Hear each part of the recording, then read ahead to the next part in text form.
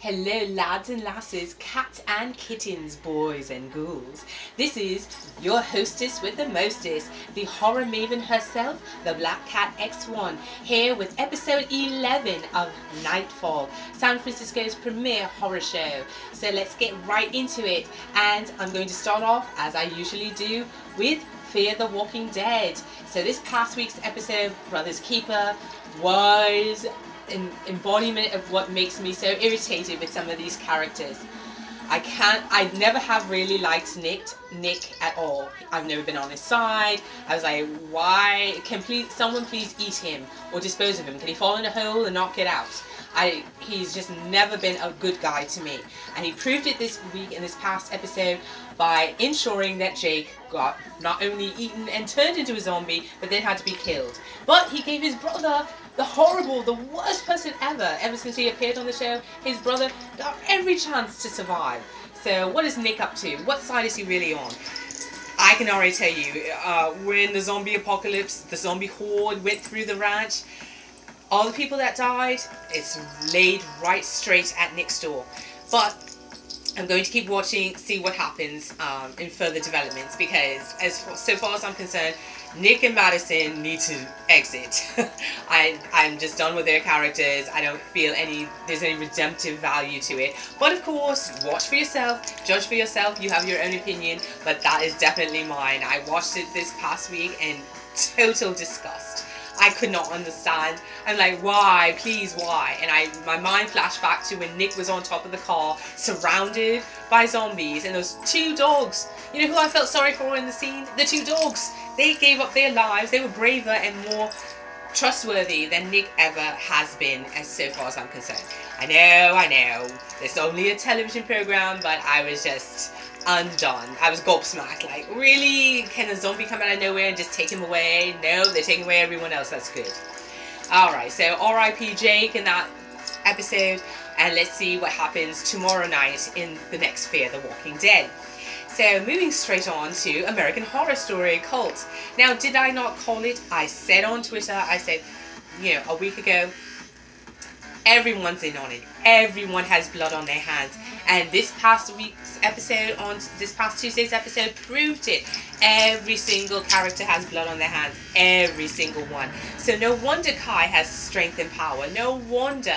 And he's getting stronger and more confident by the minute. And everyone's falling straight into his web and loving it.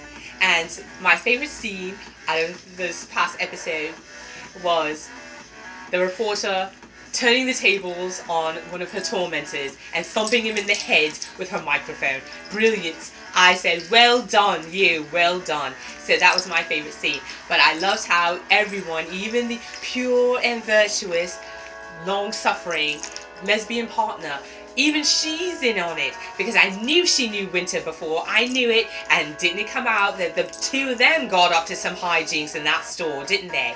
And so it was very well done. I'm hooked. I'm going to be tuning in this coming Tuesday, so I hope you also tune in, and let's see what happens and develops together. How much more blood can be shed? We can but see. So the other thing that I look forward to this week with a lot of anticipation was The Exorcist. And not only was it a brilliant return, it was brilliant that they scheduled it for the 29th of September, which is the feast of St. Michael the Archangel, patron saint of not only the Catholic Church, but also of exorcists. So what did we find out in this episode, the premiere episode of the season on The Exorcist? Well, we found out that Father Tomas has a very strong penchant for hubris, and he was so stubborn, so antithetical to what Father Marcus, or he's no longer Father Marcus, what Marcus was saying, that I said you can only but fall into the net of the demon. And the demon played it brilliantly. It was fantastically clever, and Father Tomas seemed to be out of his depth and out of his element, and really giving the demon a lot to feed on. So now, as a demonologist, I watched that shaking my head, saying that demon is just lapping it up. And at the point when the demon turns to Marcus and says, oh, he's beautiful, he's so beautiful inside, I said, Tomas, you better pay attention because you're departing the whole rule of exorcism, which is it's not about you. It's not about your special powers. It's about the power of God defeating that evilness that's trying to devour the person. And so that's getting a little deep, but in other words, Father Tomas needs to pay attention to Marcus. Marcus may be definitely off the beaten path, but he has something to offer, and he is a good person. And when the demon turns to Marcus and says, "Oh, he has skills," referring to Tomas, that's when Marcus knew Tomas was in trouble. So he definitely is in trouble, and I think it was brilliant the way they tied in the handprints of the children with the dreams of Tomas. So that shows you where we're going for this whole season. So stay tuned because all these demons are tied together. And so that was a really brilliant episode. The Exorcist made a great return. Now, sad to say, poor William Peter Blatty, we have to say rest in peace for him because he did not live to see this season rebroadcast.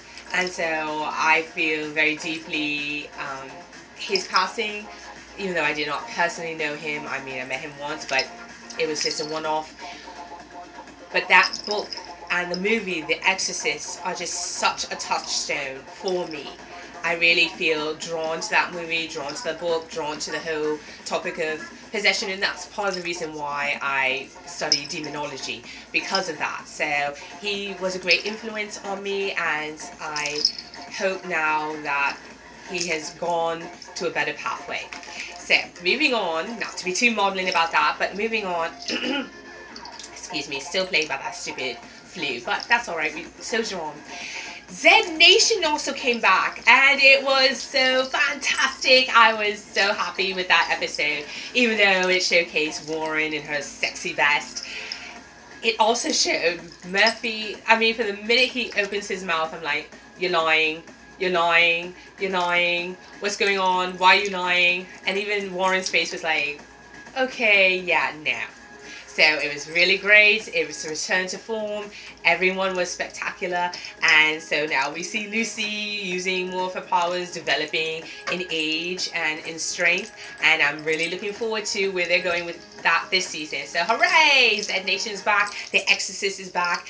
American Horror Stories taking off fantastically. Fear the Walking Dead, even though I don't like some of the characters, it's still got a good, strong storyline. And so I'm interested in where all these stories are going.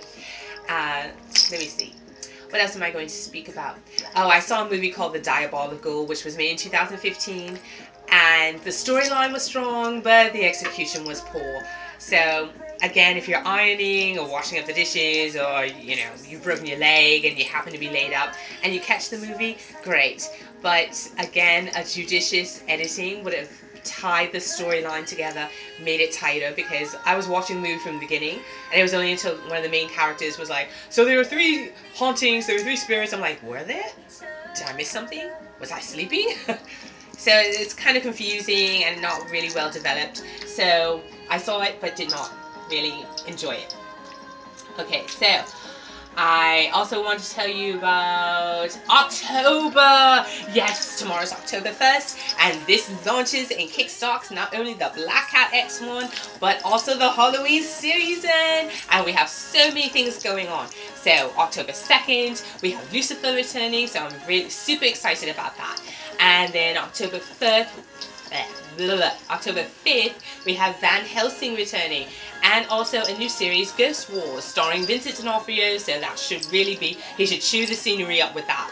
Based on the trailers I've seen, Ghost Wars looks like it's going to be spectacular. The 13th of October, we're going to have Happy Death Day, which is Groundhog Day meets Final Destination. That's what it looks like to me. That's what it seems based on the trailers. But I still am excited to see it.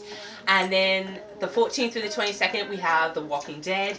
They're going to have a whole series of events culminating on the 22nd of October for the 100th episode and the return of season 8, I believe. And so I'm going to be looking forward to that and doing some special things around that. So stay tuned next week and I'll let you know. Let me see. I got all caught up in that. Okay, the 16th of October, we have the Hotel Cecil, which is an ID discovery, but I have worked out of the Hotel Cecil, so I can tell you there are some scary, Mary things that happen there. So I'm looking forward to watching that and seeing if they're going to talk about it and talk about all the horrors and the hauntings that have happened there. The 21st and 22nd of October, your girl, the Black Cat X1, is going to be at the Afro Comic Con in Emeryville in California. Woohoo! It's the first one, and it's for all of us people of color who are involved in anything that has to do with the fantastic, the horrible, the grotesque, and superheroes and all the rest of it. So it's going to be off the chain. And I know that's an old expression, but I like saying it anyway from time to time. And so I'm very super excited about that. Yay! Okay, so what else is going to happen? I'm looking at my cheat sheet here. So Alucard is waving it around, so I have to get in there and look at it a little bit closer. Oh, the 20th of October, I'm going to be at the premiere of Medea's Halloween movie, which is also known as Boo 2.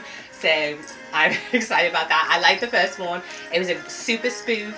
It was great, loads of fun. So I'm looking forward to the second movie. I think it's going to be fantastic. And also, cheat sheet again, I'm going to, oh my god, the most amazing conference. I'm going to be at Famous Monsters Convention, the 27th, 28th, and 29th of October.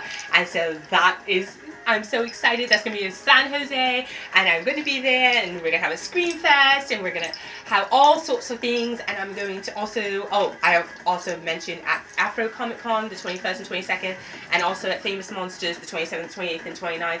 I'm going to be speaking, so if you have a chance, you should come out and hear me, and that would be fantastic. I'd love to meet more of my fans, and because without you, there is no me, and I love what I do, and I do what I love. So, I think that's it. I'm also going to be doing in between all those other things, vampire tours in San Francisco, and a few other things. So hit me up on Twitter at the Black Cat X1, and also I have every week I post my own little horror stories at www.theblackcatx1present.blogspot.com, and all that's in the description box. So if you missed anything, it'll be there. So until next time, see you. Ciao, ciao. Meow, meow.